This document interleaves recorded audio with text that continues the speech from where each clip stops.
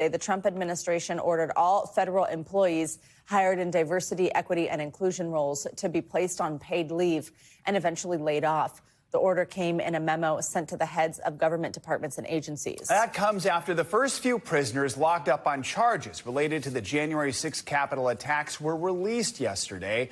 They walked out of prison after President Trump pardoned about 1,500 January 6 defendants and commuted the sentences of 14 prisoners. Among those set free, the former head of the far-right group the Proud Boys, Enrique Tarrio, and the former Oath Keepers leader, Stewart Rhodes. Speaking at a news conference yesterday, the president defended his pardons and commutations, even though some were charged with violent crimes connected to the riots. These people have already served years in prison, and they've served them viciously. It's a disgusting prison. It's been horrible. It's inhumane. It's been a terrible, terrible thing. NBC News White House correspondent Vaughn Hillyard joins us now with more on this. Vaughn, let's start with the ongoing fallout to these January 6 pardons. What else did we hear yesterday from the president on this issue? And just what more do we know about the people who have actually been released so far? Yeah, last night, guys, he defended his decision to move forward with those pardons. There were 14 individuals who had their sentences commuted. Those were the leaders of the Oath Keepers and the Proud Boys who were charged on those seditious conspiracy charges. They also released yesterday from the prison system, but then more than 1,500 that were pardoned, including more than 175 who had either pled guilty or been found guilty to violently assaulting police officers. And when he was asked about this, the president last night at the White House, by including our own Peter Alexander, he essentially sidestepped saying that he would look at each individual case, but that's what he has already done. And the pardon is final. And these individuals have now they have been released through the prison system and are now formally pardoned. Vaughn, it's been interesting because it seems like this decision is even splitting the GOP. Tell us reaction from senators. Right. President Trump made the case that these people love their country, was the words that he used, and that they have already served enough time in prison for the events that unfolded on January 6th. But lawmakers on Capitol Hill, Republicans and Democrats, they struck a different chord in response, except for some Republicans who defended the president's decision. Take a listen.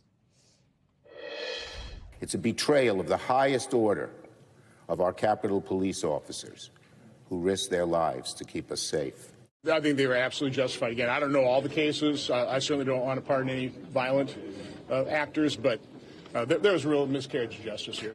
I just can't agree. I'm about to file 2 bills that will increase the penalties up to and including the death penalty for the murder of a police officer, and increasing the penalties and creating federal crimes for assaulting a police officer. That should give you everything you need to know about my position.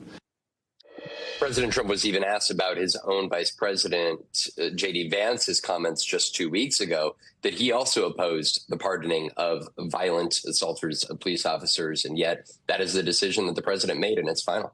All right, Vaughn, let's also talk about the other big story yesterday, the move by President Trump to put DEI hires on paid leave. Eventually, they'll totally lose their jobs. It's part of this wider push to dismantle federal DEI programs.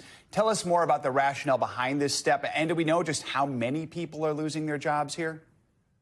Right. He put the executive order on day one to try to dismantle any DEI efforts here. But then last night, this memo to agency and department staff indicating that anybody that works in a DEI capacity should be put on paid leave, and then ultimately that they should be terminated from their positions. Now, one source indicates to me that there's a question of just how many people actually across the executive branch exist in this type of capacity. There are many DEI political appointee positions that the Trump administration clearly will not fill. But when it comes to the civil worker, the workforce, it is not clear how many individuals actually fill the DEI space. And so while this was a very clear-cut request that has been made by the Trump administration, I'm also told that it's not exactly clear how many individuals this will actually lead to the termination of.